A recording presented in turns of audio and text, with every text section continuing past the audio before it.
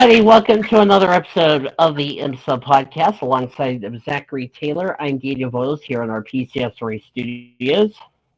As we all kind of expected, as far as this portion of our broadcast, we are going to talk about the Long Beach weekend and preview the Miami weekend with the Carrera Cup that's happening this weekend. As Mr. Taylor is already here, as I want Taylor to say hi to the viewers. Isn't Taylor so special? Yes, I know that's creepy, but I'm not going to go there. Anyway, let's go ahead and discuss about let's go over the results, Mr. Taylor. They had the first sprint race, by the way, for the Acura Grand Prix of Long Beach, which, by the way, I already talked about it on Triple P last week. This is a much more discussion on that race weekend. So anyway, let's see. There was only so here's the top 10 results for GT Prototype.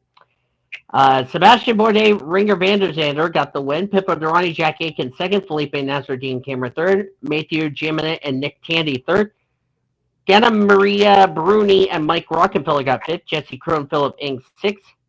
Tima Vander Helm, Richard Westbrook got seventh. Felipe Albuquerque, Richard Taylor was the last cars to finish on the lead lap. Nick Yuli, Connor DeFelipe, and then Jordan Taylor, Luis Delatres did not see the checker flag as they rounded out the GT Pro categories. And then your top 10 results for the GT Daytona class. Parker Thompson, Ben Barnicoat got the win. Patrick Gallagher, Robert Foley second. Mikael Grainer third with Mike Skeen. Stephen McLaren, Sheena Monk fourth. Jenna Monaco, Lamoreto, Corey Lewis got fifth. Matty Bell, Ori Fanani sixth.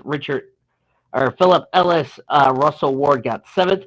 Danny Formal, Kyle Marcelli got eighth. Gabby Chavez, Jared Andretti ninth, and Annie Lee Ellis Sabo completed the top 10. So, Mr. Taylor, what's your thoughts about the great weekend of Long Beach, the IMSA style? Well, definitely, I would say it was a very interesting race over there in Long Beach for IMSA. Definitely good variety of drivers and from some different series in there, so that was a really interesting lineup there that they had for all the drivers over there. That was a really interesting lineup and pretty good racing, too. Especially on a street circuit, since this was the first sprint race coming off of the two endurance races, both at Daytona and at Sebring last time out. So you kind of figured, with the shorter races, did that really change the strategy as far as driver changes were concerned going into that race, Taylor? Oh, definitely having a shorter race definitely probably did kind of change the driver rotations a little bit and who was in the car for what period of time. So definitely some of the drivers probably didn't get as much seat time as they're used to in an IMSA race, but with it being a shorter race. But it was definitely interesting to see all the driver rotations and everything. I definitely thought it was a very good race. This being the 49th edition. Can you believe this, Taylor? Next year will be the 50th anniversary for that race. Can you believe that? Yeah, bruh is definitely the right answer. All right, Mr. Taylor, what would you rate Long Beach IMSA style?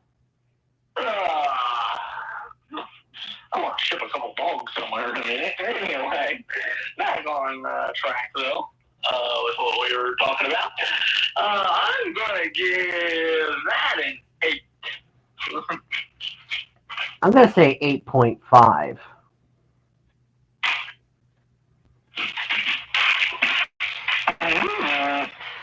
So, let's see if we have any IMSA news or anything like that. This might be a short episode, which I do apologize if there is going to be any we do have some news. Let's get your thoughts on that. Oh wait, no. Let's see here. That is Road America. That's not what I wanted. I want to see if there's any other news.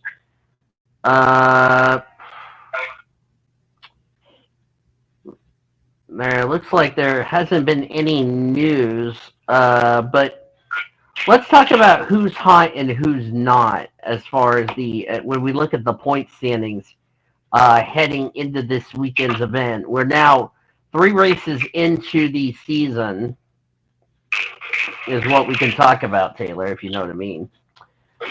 Dane Cameron, Felipe Nasser are the Drivers' Championship leaders as far as the GT prototype is concerned. So, Taylor, who has surprised you and who has not surprised you, and who's been a massive disappointment?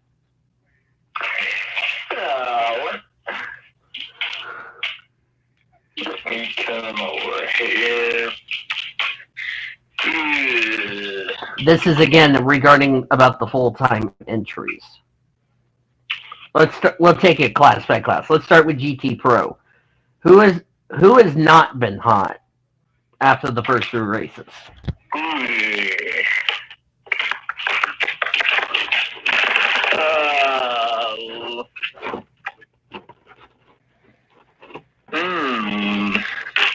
We'll do class by class. So GT Pro, who do you think has been a struggle and needs a rebound?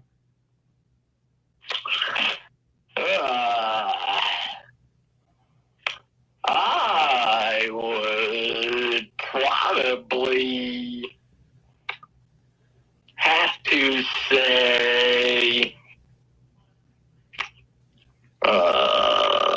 let's see. I don't mind if you say the two. I don't mind if you say just the 2 drivers from the points, because I'm looking at the points, by the way. I will say, yeah.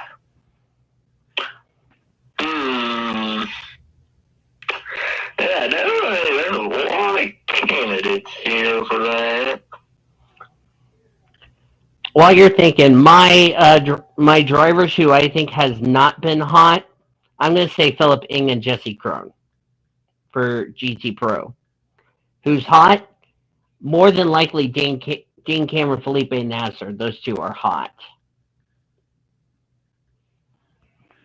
Mm-hmm.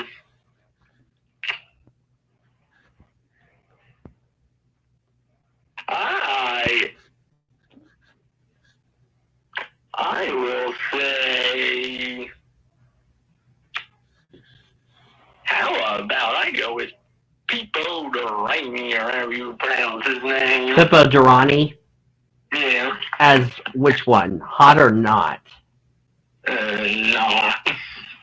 Well, actually, he's had 2 second-place finishes in the first 3 races, so you can say he could be a hot driver. But who's not? I would. Let's see here.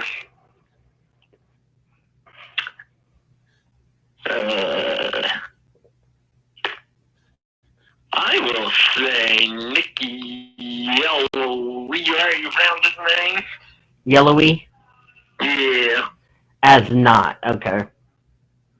Yeah, they've really struggled too in the first 3 races. So that's for GT prototype, which is GTP. Let's go to LMP2.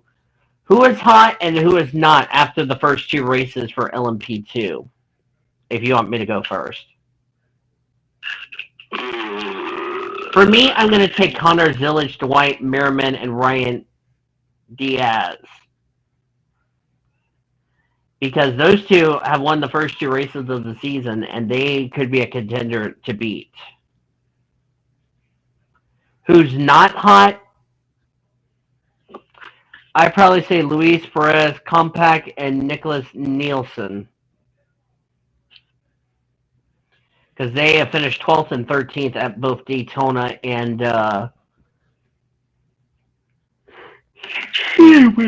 excuse me.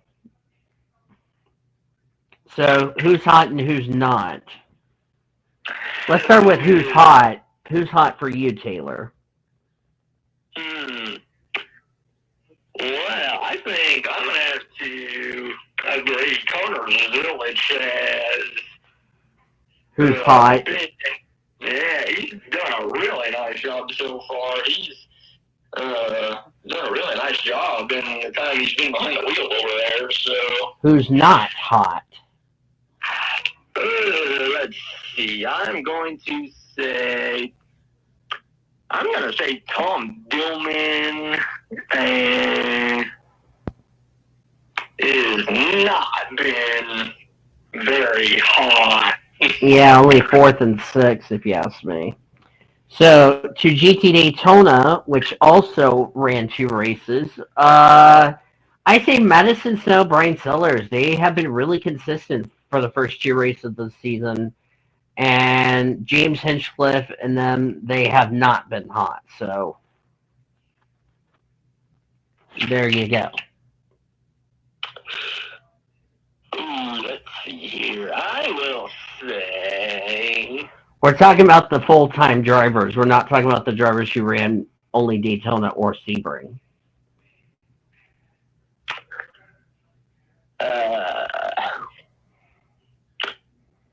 Well... You could probably take Mike Rockenfeller because they had finished 6th and 7th in the first 2 races for GT Daytona Pro. Yeah, they've gotten off to a pretty nice start so far. They've been pretty solid so far. Yeah.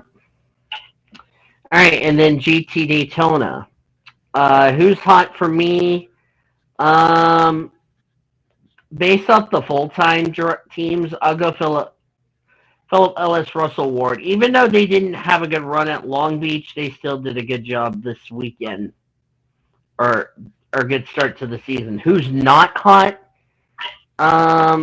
Looking at the list here, I'd probably throw Spencer Pompelli in that list because he's only gotten 1 top 10 in the first 3 races of the season, and 23rd at Daytona and 14th this race weekend at Long Beach.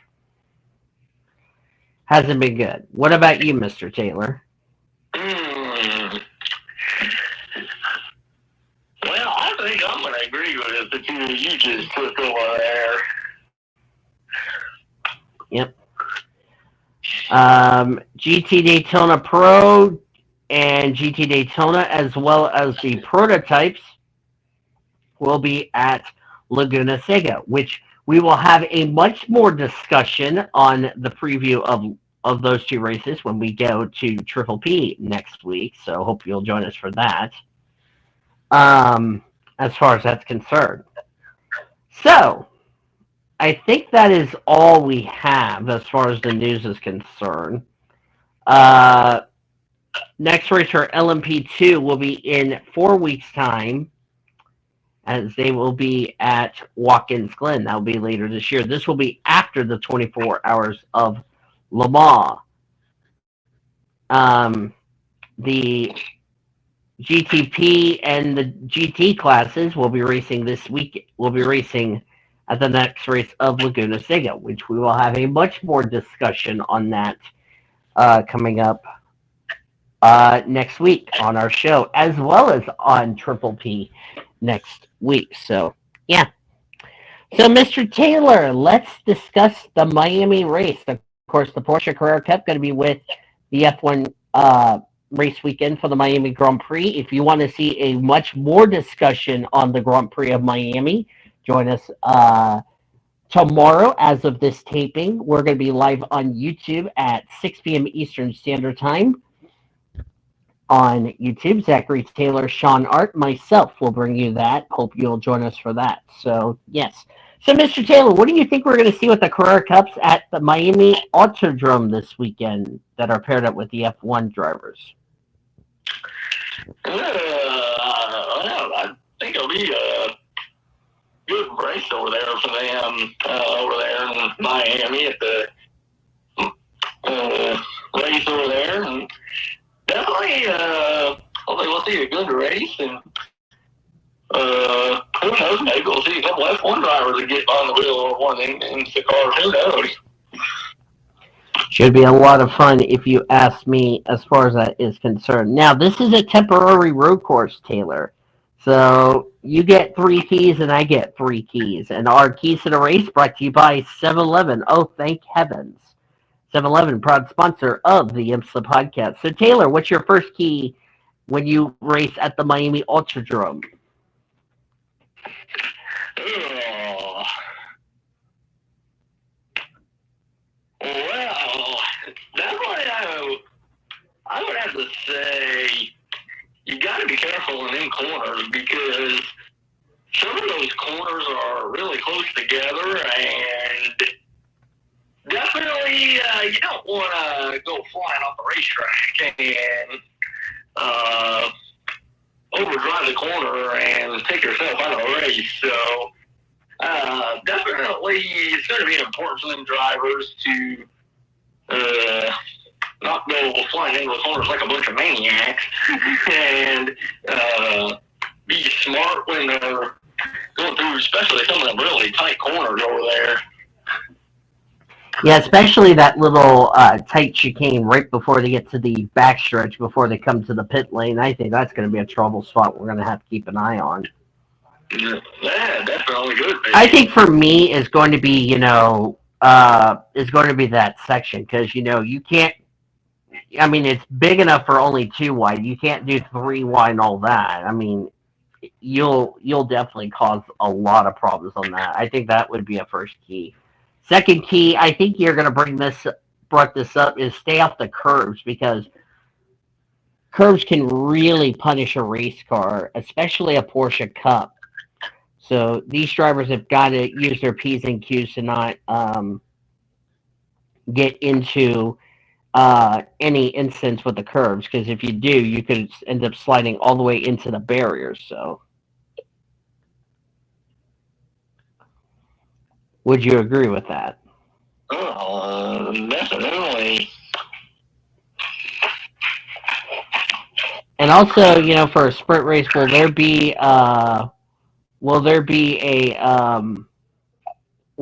pit stops we could see? That could be a factor. Especially when they have different tire compounds versus the compounds in the F1 deal. And like I said, we will have a much more discussion on that on tomorrow's episode of Triple P, which we hope you'll join us for that. So.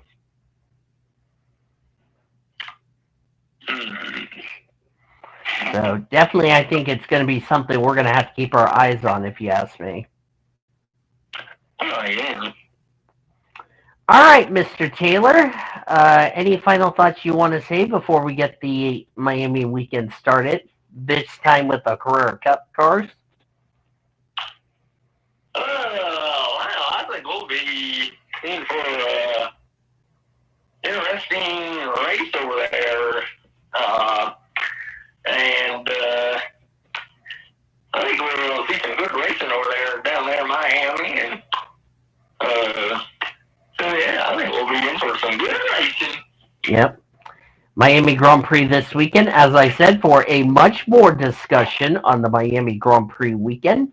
Don't forget to join us tomorrow for Triple P, which Zachary Taylor and myself are looking forward to talking about that, and should be a lot of fun here in this race. So, yeah, should be a lot of fun. All right, ladies and gentlemen, that's pretty much a quick episode because I didn't expect to have a very short episode, but hey, we will take it if you ask me. So, yes. With that being said, next week we're going to recap the Miami weekend, which, like I said, we're going to have a much more topic on that on Triple P and as well as this show. I believe we go to what? Laguna Seca, if I'm correct? Let me look at motorsports.com before I jinx myself. For the month of May.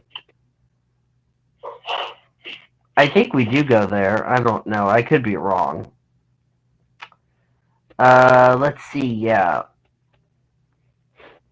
Yep, next week we're going to talk about Laguna Seca on the show. How about that? So we're having a lot of series racing at Laguna Seca. It should be a lot of fun. So that's something we're definitely looking forward to recapping on next week's IMSA podcast. But with that being said, that is going to do it for this week's episode of the IMSA podcast. I want to thank you guys a lot for joining us. And if you're watching this on YouTube, coming up next at the top of the hour at 11 p.m. Eastern Standard Time, the World Endurance Podcast, Mr. Taylor and I are going to be discussing what in the world happened from this past weekend's race at Imola, the 6 hours of Imola. Oh boy, there's a lot to talk about. So, yes. With that said, I want to thank you guys a lot for joining us for the IMSA Podcast. If you guys like this episode, be sure to give it a like. If you haven't considered subscribing yet, I highly recommend you do so in order to keep up with some wonderful content coming out in the near future, as well as future episodes of your favorite podcast coming out throughout the rest of this weekend. Onward to the next. On behalf of Zachary Taylor and Bucky the Beaver, I'm Dean DeVoles, a.k.a. ETS Ray Blue Hedgehog 26, signing out, and we'll see you later tonight for the World Endurance Podcast. Goodbye from the IMSA Podcast. We'll see you next week. Since when did Bucky the Beaver join the show?